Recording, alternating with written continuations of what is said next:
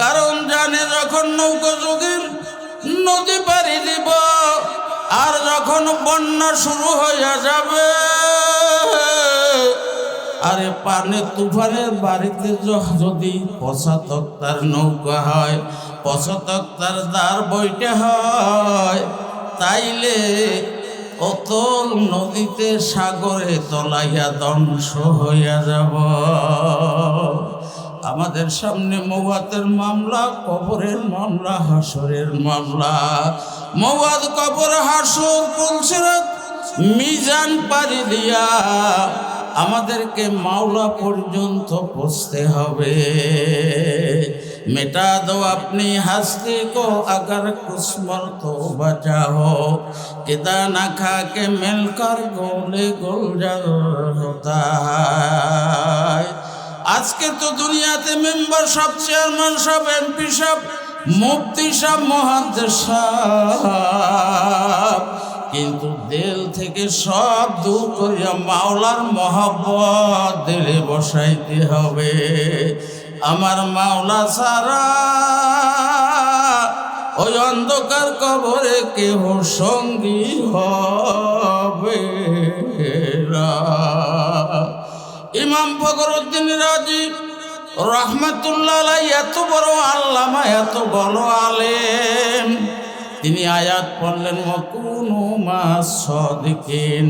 আল্লাহ বলেন তোমরা যদি আল্লাহ পাকের খাঁটি বন্ধু হইতে চাও, একজন আল্লাহর ওলির সঙ্গী হইয়া যাও। এই আয়াত পড়ার পরে তিনি এখন চিন্তা করতেছেন, এত বড় আলেম, এত বড় আল্লামা, আরে মাওলার মহব্বত দিলে বসাইতে হইলে একজন আল্লাহর ওলির সঙ্গী হওয়া লাগবে। এই জন্য তিনি যাইতে যাইতে নাজিমউদ্দিন কুবরা রহমাতুল্লাহ আলাইহির দরবারে গেলেন। গিয়া বললেন, হুজুর আপনি একটু আমাকে বয়াত বানাইয়া মাওলার মহব্বতের রাস্তা দেখাইয়া দেন। হুজুর জিজ্ঞেস করেন, তুমি কে? বলে, আমি ফখরুদ্দিন রাজি। আল্লাহ হুজুর জিজ্ঞাসা করেন, সকলে যে বলে ইমাম ফখরুদ্দিন রাজি, তুমি কি সেই ইমাম ফখরুদ্দিন রাজি? ইমাম ফখরুদ্দিন রাজি বলেন, হুজুর দুনিয়ার মানুষ আমাকে বলে ইমাম ফখরুদ্দিন রাজি। নাজিমউদ্দিন কুবরা রহমাতুল্লাহ আলাইহি বলেন, এ বাবা, তোমাকে যে আমি বয়াত করিয়া মাওলার ইশক ও মহব্বতের রাস্তা দেখাইয়া দেব, তুমি এত বড় আলেম, কোরআন হাদিস তাফসিরে তোমার দিল ভরপুর, তাকাব্বুরিতে ভরপুর, তোমার সিনার ভিতরে মাওলার মহব্বত বসাবার জায়গা নাই। এ হুজুর বলে, হুজুর আপনি একটু মাওলার মহব্বতের রাস্তা দেখাইয়া দেন, আমাকে হুজুর বয়াত করেন। হুজুর বলেন, বাবারে তুমি 1 বছর পর্যন্ত কোনো কোরআন হাদিস তাফসীর পড়তে পারবে না। তোমার দিল থেকে যখন একটু এলেম কমিয়া যাবে, মাওলার মহব্বত তোমার দিলে বসানো সম্ভব। এবার ফখরুদ্দিন রাজি রহমাতুল্লাহ আলাইহি জঙ্গলে গিয়া এত বড় আলেম কি করবেন? তিনি এখন গাছের পাতা, ওই পাতায় এখন তাফসীর লেখা শুরু করে দিলেন। তাফসীর লিখতে লিখতে 1 বছর শেষ হয়ে গেল। এবার 1 বছর পরে নাজিমউদ্দিন কুবরা রহমাতুল্লাহ আলাইহির দরবারে আসে বলেন, হুজুর আমি 1 বছর পর্যন্ত কোনো কোরআন হাদিস তাফসীর করি নাই, এখন আপনি আমাকে একটু বয়াত করিয়া মাওলার ইশক ও মহব্বতের রাস্তা দেখাইয়া দেন। নাজিমউদ্দিন কুবরা রহমাতুল্লাহ আলাইহি বলেন, বাবা তুমি 1 বছর পর্যন্ত জঙ্গলে কি করছো? বলে, হুজুর আমি 1 বছর পর্যন্ত গাছের পাতায় পাতায় কিছু তাফসীর লিখছি। হুজুর বলেন, সেই তাফসীরের পাতাগুলি নিয়ে আসো। এবার ইমাম নাজিমউদ্দিন কুবরা রহমাতুল্লাহ আলাইহি ওই পাতায় পাতায় লেখা তাফসীর দেখে বললেন, আরে সর্বনাশ বাবা,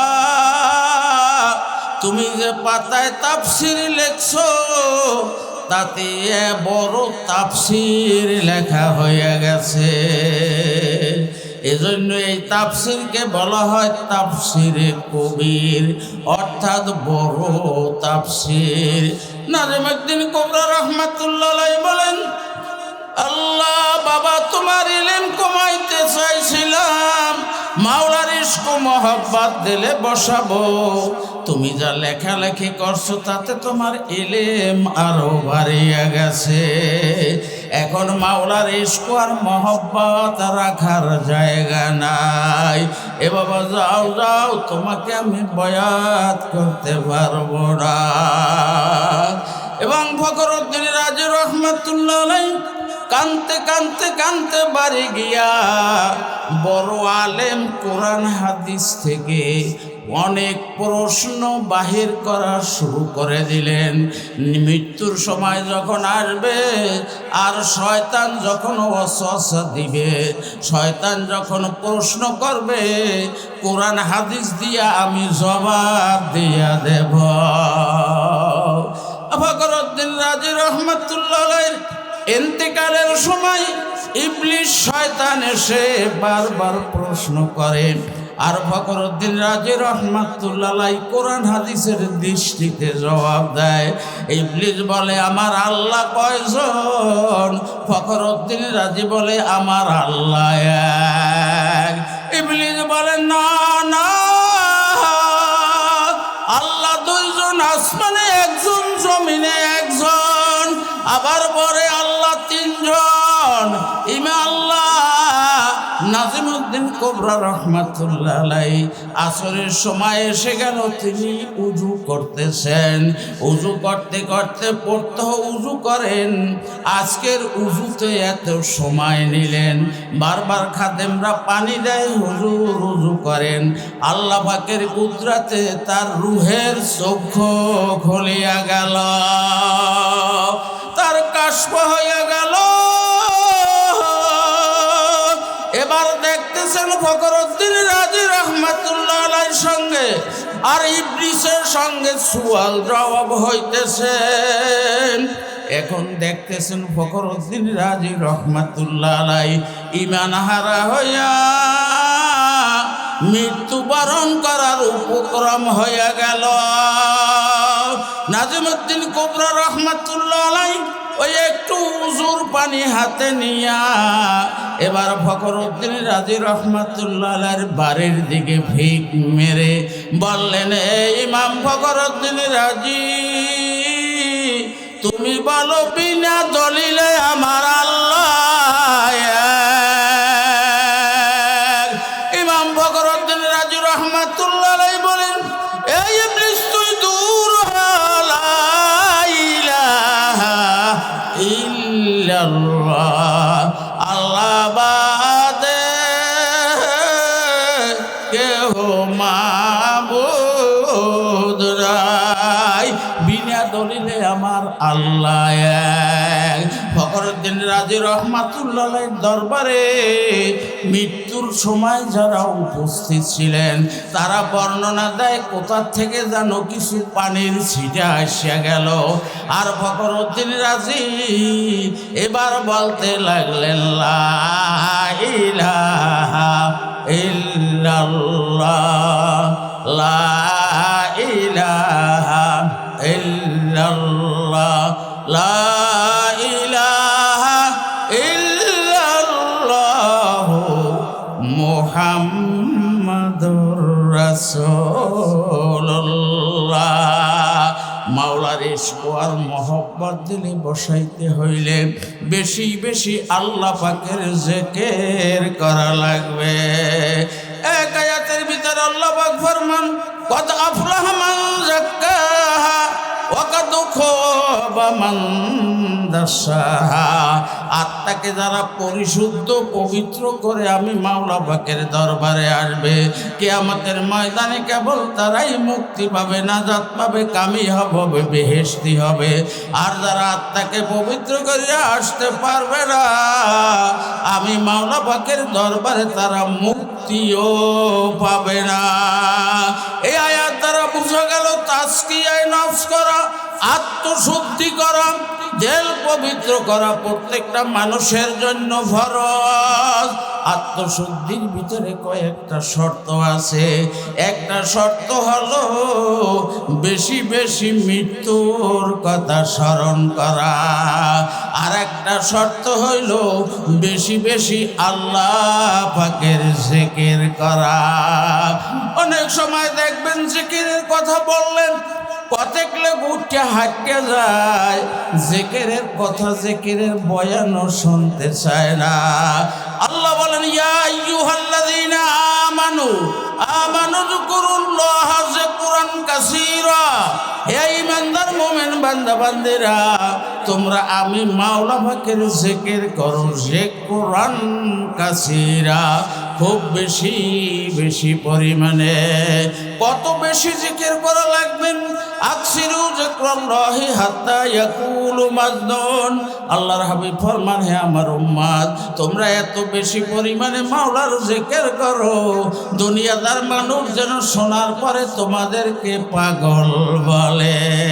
কুল্লুনা ইয়াতারাশাউ বিমা ফি, যেই পাত্রে যেই জিনিস থাকে কাজ করলে সেই জিনিস বাহির হয়। যাদের আল্লাহ পাকের জিকিরের অভ্যাস থাকবে, আজরাইল আলাইহিস সালাতু ওয়াস সালাম তো আমাদের পিছে পিছে ঘুরতেছে। আমার মাওলার হুকুম আবার সঙ্গে সঙ্গে আজরাইল আলাইহিস সালাম যখন কপ করে রুটারে ধরিয়া এমন জোরে টান মারবে, যাদের জিকিরের অভ্যাস তাদের জবান থেকে বাহিরে হইয়া যাবে, লা ইলাহা ইল্লাল্লাহ, লা ইলাহা ইল্লাল্লাহ, লা ইলাহা ইল্লাল্লাহ মুহাম্মাদুর রাসূলুল্লাহ। আমি জিজ্ঞাসা করি, বাবা, ইন্তেকালের সময় যাদের জবান থেকে কলেমা তাইয়্যিবা জারি হয়ে যাবে, তার ইন্তেকাল ঈমানের সঙ্গে হবে কি হবে না? এজন্য আমার মাওলার জিকির সকলের করা লাগবে কি লাগবে না? আমরা তো বাদ করিয়া ফেলাইছি, যারা পীরের মুরিদ তারা জিকির করবে, আমরা পীরের মুরিদও না, আমরা জিকির করতেও রাজি না। আল্লাহ বলেন, হে মুমিনের দল, আওয়ামী লীগ হয়, বিএনপি হয়, জামাত হয়, জাতীয় পার্টি হয়, চরমনাই হয়, সারসিনা হয়, জোনপুর হয়, আমরা যারা মুমিন, আল্লাহ বলেন, হে মুমিনের দল, তোমরা আমার মাওলার জিকির বেশি বেশি করো। আর যারা জিকিরের অভ্যাস আল্লাহর বদলে করতে পারবো, ইন্তেকালের সময় আজরাইল রূহ ধরিয়া টান মারবে, আর জবান থেকে বাহির হইয়া যাবে, লা ইলাহা ইল্লাল্লাহ, লা ইলাহা ইল্লাল্লাহ। এ বাবারে, যাদের ইন্তেকালের সময় এই জিকির বাহির হবে, তাদের ইন্তেকাল ঈমানের সঙ্গে হবে কি হবে না? এই জন্য আমাদের সকলের মাওলার জিকির করা লাগবে কি লাগবে না? আমরা সকলে আমার আল্লাহ পাকের জিকির করতে রাজি কি রাজি না? যারা রাজি আল্লাহু আকবার কইয়া হাত জাগাই, আল্লাহুম্মা আমিন কইয়া হাত নামাই। মাওলার জিকির আজকাল করতে করতে করতে করতে মাওলার সঙ্গে আর বান্দার একটা গভীর মহব্বত হইয়া যায়। মহব্বত হইতে হইতে এত গভীর মহব্বত হইয়া যায়, তখন একদল আল্লাহর পাগল আছে, মাওলার জিকির না করলে ভালোই লাগে না। হাদিসে কুদসির ভিতর আল্লাহ পাক ফরমান, আনা জালি সুম্মান যাকারানি। আল্লাহর বান্দারা যখন আমি মাওলার জিকির শুরু করিয়া যায়, আমি মাওলা তখন আর সহ্য করতে পারি না, আমি জাকিরিন বান্দারেদের পাশে গোপনে বসিয়া যাই। এ বাবারে, মাওলারে পাশে বসাইতে বসাইতে বসাইতে বসাইতে মাওলার সঙ্গে আর বান্দার সঙ্গে এমন একটা গভীর মহব্বত হইয়া যায়, তখন বান্দা মাওলাকে একটা মুহূর্তের জন্য বলতে পারে না। আর মাওলাও ওই জাকিরিন বান্দাকে বলতে পারে না। ইশক আর মহব্বতের ভিতরে যে কি স্বাদ আর কি মজা, মাওলার আশিক ছাড়া মাওলার মহব্বতের মজা বুঝে আসবে না। এ বাবারা, মানুষ যখন মানুষের মহব্বতে পাগল হয়, মানুষের গুণে মানুষ পাগল হয়, আমার মাওলার কত নিয়ামত মাওলায় দান করলেন। আল্লাহ বলেন, ওয়াইন তাউদ্দু নিমাতাল্লাহি লা তুহসুহা। দেখবেন আমাদের এলাকায় বাড়ি ঘরে, আমাদের গ্রামের মধ্যে একটা লোক অন্ধ, জীবনে দুনিয়ার কিছুই দেখতে পারলো না। আবার একটা লোক বোবা, কথা বলতে পারলো না। আমার আল্লাহ আমাকে বোবা বানাইলে পারত কি পারত না? এই আমার মাওলা অন্ধ বানাইলে পারত কি পারত না? আমার দয়ার মাওলা এমন সুন্দর চক্ষু দান করলেন, এমন সুন্দর কথা বলার ক্ষমতা দান করলেন। আমার সেই মাওলার কথা মানা দরকার কি দরকার না? এ লাইলি এবং মজনু, মজনু একটা বাদশার ছেলে, লাইলি একটা সাধারণ ঘরের মেয়ে। এবার মজনু লাইলির মহব্বতে পাগল হইয়া গেল। আজ মহব্বত শাহ বান্দা মি কুনাম। মহব্বত এমন একটা জিনিস, মহব্বতে পড়লে বাদশা পর্যন্ত ফকির হইয়া যায়। এখন লাইলির মহব্বতে মজনু পাগল। অনেক ঘটনা। একদিন বাদশার সঙ্গে লাইলির সঙ্গে দেখা। এবার লাইলিকে দেখেই বাদশা আফসোস শুরু করে দিলেন, হায় হায়, মজনু আসলেই পাগল নাকি? লাইলি তো এত সুন্দরীও না।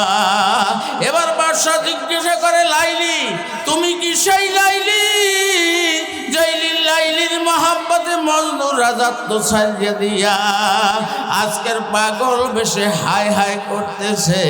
এবার লাইলি বলে, হ্যাঁ আমি হইলাম সেই লাইলি। এবার বলতেছে, আরে লাইলি, মজনু আসলে পাগল নাকি? তোমার সে সুন্দরী মেয়ে তো মজনু পাইত। এবার লাইলি জবাব দেয়, দিদায় মজনু আগার বুঝে তোরা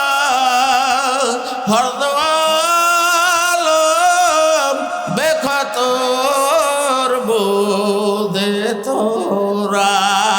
এবার তুমি তো আর মজনু নয়। মজনুর চক্ষু দুইটা তোমার চোখে লাগাইয়া দেখো, আমি লাইলি কত সুন্দর। এ বাবা, দেখবেন একদল মানুষ নামাজের পাগল, নামাজের উক্ত হইলে অস্থির হইয়া যায়।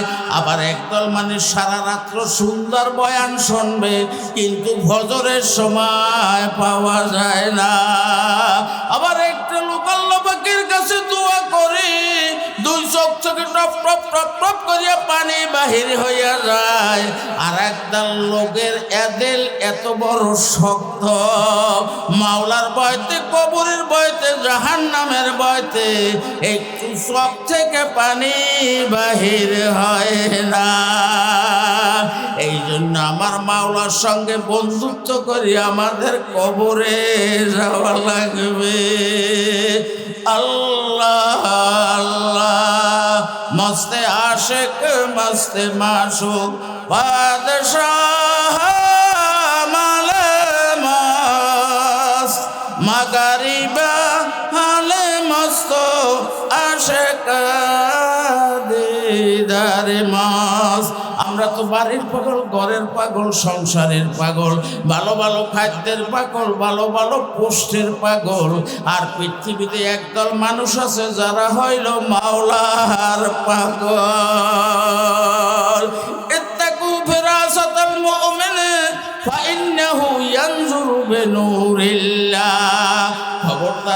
আল্লাহওয়ালা যারা, আল্লাহর অলি যারা, আল্লাহর বন্ধু যারা, কোনোদিন আমরা কেহ আল্লাহর অলিদের সঙ্গে বেয়াদবি করব না। কারণ আল্লাহর হাবিব ফরমান, আল্লাহর অলিরা যখন নজর করে তখন তারা মাওলার নূর দিয়া দেখেন। হাজী ইমদাদুল্লাহ মহজেরে মক্কি রহমাতুল্লাহ আলাইহি তানার একজন মুরিদ ছিলেন। ইংরেজদের আমলে হাজী শাহ হুজুরের বিরুদ্ধে মামলা হয়ে গেল, এবার ওয়ারেন্ট হয়ে গেল অ্যারেস্ট করার জন্য। হাজী ইমদাদুল্লাহ মহজেরে মক্কি রহমাতুল্লাহ আলাইহি ওই মুরিদের বাড়িতে গেলেন। মুরিদেও জানে যে কোনো সময় হুজুর অ্যারেস্ট হইতে পারেন। এইবার কি করবে হুজুরে? তো হুজুরের জন্য মুরিদ পাগল। এবার গোড়া রাস্তা বলের ভিতরে একটা বেন্ন কোঠা, ওই রুমের ভিতরে হুজুরকে থাকতে দিলেন। আর হুজুর ওখানে ইবাদত বন্দেগী করা শুরু করে দিলেন। গোপন হুজুর অবস্থান করতেছেন, আত্মগোপন করলেন। সংবাদ হইয়া গেল ইংরেজদের কাছে, হাজী ইমদাদুল্লাহ মহজেরে মক্কি রহমাতুল্লাহ আলাইহি ওই মালিকের গোড়ার আস্থা বলের রুমে। এবার ইংরেজদের পক্ষ থেকে একজন অফিসার হঠাৎ করে আসলো। মুরিদ অফিসারকে দেখে অস্থির হয়ে গেল, হায় হায় আমার হুজুর এখানে কি যেন ঘটিয়া যায়। তবে আল্লাহর বান্দা মাওলার উপরে তাওয়াক্কুল করিয়া এবার জিজ্ঞাসা করে একটু অন্য কায়দায়, স্যার আপনি এখানে কেন আসছেন? বলে আপনার এখানে নাকি ভালো ঘোড়া আছে। আমি এই ঘোড়া, একটা ভালো ঘোড়ার দরকার, এই জন্যই আমি আসলাম। এবার যাইতে যাইতে হুজুর যেই রুমের ভিতরে, রুম আটকা, রুমের সামনে গিয়ে বলে এই রুম